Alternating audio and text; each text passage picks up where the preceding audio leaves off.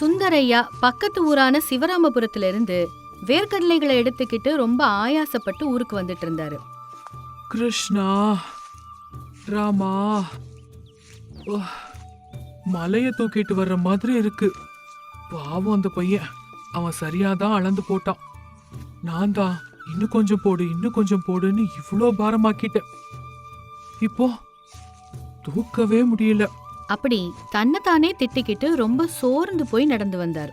அப்படி ஒவ்வொரு அடியா வச்சு வச்சு ஊரை நெருங்கினாரு. அப்பாடா, வந்துட்டேன். அப்படி மூட்டையை இறக்கி வச்சு கொஞ்ச நேரம் ஆசுவாசப்படுத்திக்கிட்டாரு. கொஞ்ச தூரத்துல நாவல் மரத்தடியில ஒரு ஜோடி உட்கார்ந்து பேசிக்கிட்டு இருந்தது. இந்த மதியான நேரத்துல யாருப்பா அப்படின்னு கொஞ்சம் அமைதியா கவனிச்சு பார்த்தாரு. அங்க இருந்தது வேற யாரும் இல்ல, முனிசிப் சீதாராமையாவோட பொண்ணு மனோஜா.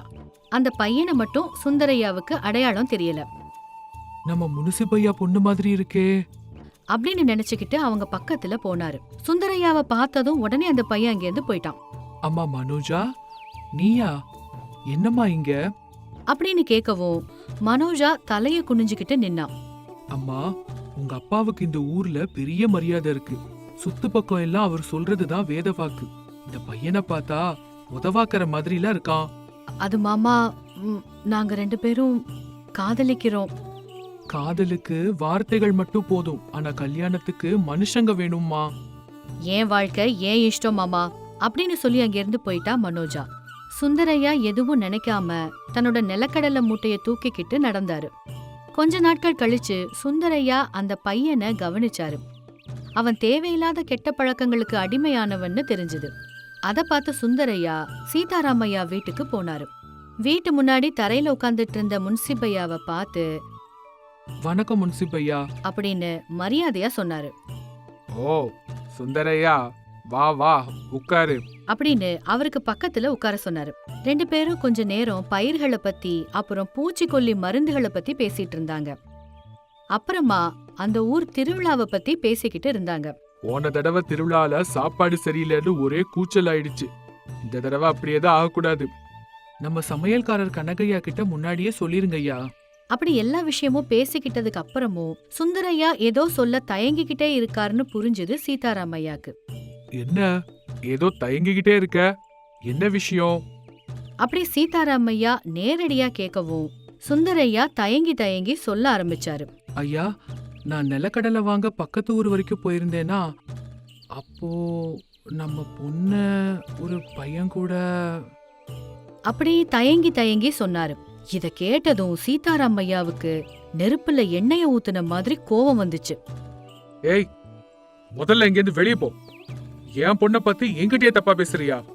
முதல்ல இங்கேருந்து கிளம்பு. அப்படி கூச்சல் போட்டாரு. அவர் சத்தத்தை கேட்டு அவரோட சொந்தக்காரங்க எல்லாம் அங்க வந்துட்டாங்க. ஏண்டா நாயே, என் வீட்லயே சாப்பிட்டுக்கிட்டு என் பொண்ணை பத்தியே தப்பா பேசிட்டு இருக்கியா? வெளியே போ. அப்படி சொல்லி வெளியே தள்ளினாரு.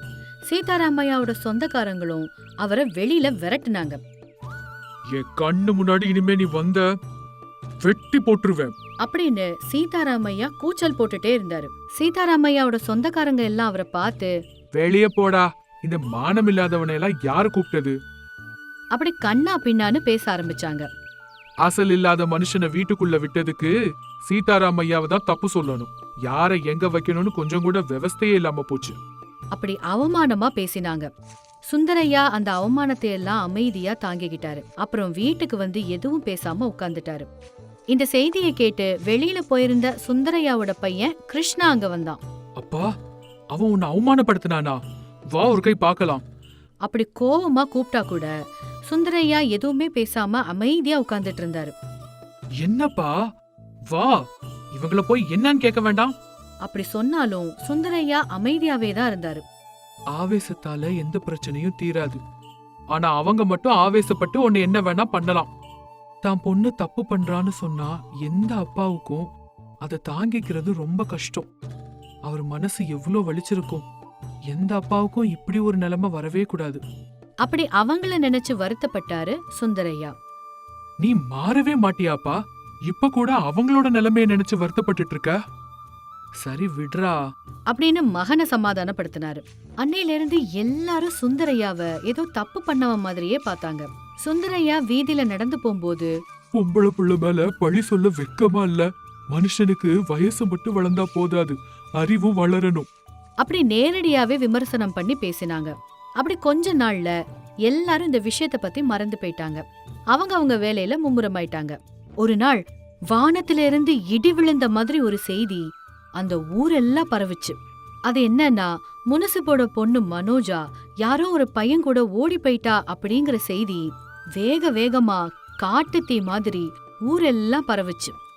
எல்லாரும் மறுபடியும் இந்த விஷயத்த பத்தியே பேச ஆரம்பிச்சாங்க. சீதாராமையாவுக்கு தலையில இடி விழுந்த மாதிரி இருந்தது. ஊர்ல முகம் காட்ட முடியாத நிலைமைக்கு வந்தாரு. சீதாராமையாவோட சொந்தக்காரன் அவர்கிட்ட வந்து, சீதாராமையா, நீ என்ன நினைச்சாலும் பரவாயில்ல, பிள்ளைங்களை வளர்க்கறதுங்கிறது அவ்வளோ ஒன்னும் சுலபம் கிடையாது அப்படின்னா வெந்த புண்ணுல வேலை பாய்ச்சின மாதிரி ஒரு நிலைமையில சீதாராமையா இருந்தாரு. அவன் ஏதேதோ பேசிக்கிட்டே போக சீதாராமையா எதுவுமே பேச முடியாம அமைதியா நின்னாரு. பிள்ளைங்க ஏதாவது தப்பு பண்ணுனா பெத்தவங்க தான் தலை நிமிர முடியாது, அதான் உன்னோட நிலைமை இப்போ. அப்படி ஏளனமா சொல்லிட்டு அங்கிருந்து போயிட்டான். பொண்ணு போன துக்கம் ஒரு பக்கம், இப்படி வாய்க்கு வந்ததெல்லாம் பேசின சொந்தக்காரங்க ஒரு பக்கம்னு சீதாராமையாவுக்கு உயிர் போற வலி ஏற்பட்டுச்சு. வீதியில நடந்து போனாலே கேவலமான வார்த்தைகள்ல பேசினாங்க. பிள்ளைங்களை நான் பெத்த, ஆனா அவங்க விதிய நான் பெத்தனா. அப்படி தேம்பி தேம்பி அழுதுகிட்டு இருந்தாரு சீதாராமையா. இந்த வேதனையிலேயே பல நாட்கள் கடந்து போச்சு. ஒரு நாள் மத்தியான நேரத்துல சீதாராமையா ரோட்ல நடந்து போயிட்டு இருந்தாரு. அப்போ வீட்டு முன்னாடி உட்கார்ந்து இருந்த பெரிய மனுஷங்க, வீட்டுக்காரங்க யாருமே பேசல. சீதாராமையா அமைதியா நடந்து போனாரு. அப்படியே ஊர் முடிவுல இருக்கிற ஒரு பழைய கிணத்து பக்கத்துல வந்தாரு. நான் வந்தாலே 4 பேர் மரியாதையா எந்திரிச்சு நிப்பாங்க, ஆனா இப்போ ஏளனமா பார்த்து சிரிக்கிறாங்க, மரியாதை இல்லாம பேசுறாங்க. மரியாதை போனதுக்கு அப்புறம் உயிரை வச்சு என்ன பிரயோஜனம்? அப்படி கிணத்துல குதிக்க போன போது அவரோட பின்னால இருந்து ஒரு மனுஷர் வந்து பிடிச்சாரு. சீதாராமையா ஆச்சரியப்பட்டு திரும்பி நின்னு பார்த்தாரு. எதிர்பாராத விதமா அங்க சுந்தரையா நின்னுட்டு இருந்தாரு. நீங்க எங்களுக்கு தலையும் கண்களும் மாதிரி இருக்கீங்க, நீங்க இப்படி செய்யலாமாயா அப்படின்னு ஆச்சரியமா கேட்டாரு. நீங்களே இப்படி மனம் தளர்ந்து போனா உங்க குடும்பத்தை யாரு பாத்துக்கிறதுயா? அப்படி சொன்னதும் சுந்தரையாவை கட்டிப்பிடிச்சு சீதாராமையா கதறி கதறி அழுதாரு. என்ன மன்னிச்சிரு சுந்தரையா, அன்னைக்கு நான் உன்னைய நம்பாம ரொம்ப அவமானப்படுத்தி அனுப்பிட்டேன், இப்பதான் அந்த வலி புரியுது அப்படின்னு கண்ணீரோட சொன்னாரு. தாங்குற சக்தி உள்ளவனுக்கு தான் கடவுள் நிறைய சோதனைகள் கொடுப்பாரு. நீங்களே இப்படி மனம் தளர்ந்தா எப்படியா? தைரியமா இருங்க, எப்படி இருந்தாலும் நம்ம பொண்ணு நல்லா இருக்கணும்னு கடவுளை பிரார்த்தனை பண்ணுவோம். அப்படி தைரியம் சொன்னாரு. அத கேட்டு சீதாராமையாக்கு கொஞ்சம் நிம்மதி கிடைச்சது. அது சரி, நான் இங்க இருக்கிறது உனக்கு எப்படி தெரிஞ்சது சுந்தரையா? நீங்க சோகமா நடந்து வர்றத நான் பார்த்தேன் ஐயா. ரொம்ப துக்கத்துல இருக்கிற மனுஷனை தனியா விடக்கூடாதுன்னு நினைச்சு பின்னாடியே வந்தேன். அப்படி நடந்தது எல்லாத்தையும் சொன்னாரு. அங்க என்னோட சொந்தக்காரங்க நிறைய பேர் இருந்தாங்க, ஆனா யாரும் உன்ன மாதிரி என் பின்னாடி வரல. அப்படி கொஞ்சம் கொஞ்சமா மனசுல இருந்த எல்லாத்தையும் சொன்னாரு. யாரு அந்நிய மனுஷன், யாரு வேண்டிய மனுஷன்னு இப்ப எனக்கு புரிஞ்சிடுச்சு சுந்தரையா. அப்படி சுந்தரையனை இறுக்கமா கட்டி பிடிச்சுக்கிட்டாரு. ஒருத்தரை மோசம் பண்றது தப்பு, ஒருத்தரோட துயரத்தை பயன்படுத்திக்கிறது தப்பு. அப்படிப்பட்டவங்களே ராஜா மாதிரி வாழும்போது உங்களுக்கு என்னய்யா? நீங்க 4 பேருக்கு சாப்பாடு போடுறவரு. அப்படி ஆறுதல் சொல்லி ஊருக்குள்ள கூட்டிட்டு போனாரு.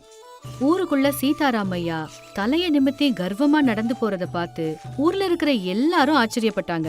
ஏன்னா இப்ப சீதாராமையாவுக்கு எந்த அவமானமும் இல்ல. ஏன்னா அவருக்கு ரொம்ப ரொம்ப வேண்டப்பட்ட நபரான சுந்தரையா கூட இருக்கிறாரு அப்படிங்கிற நம்பிக்கை.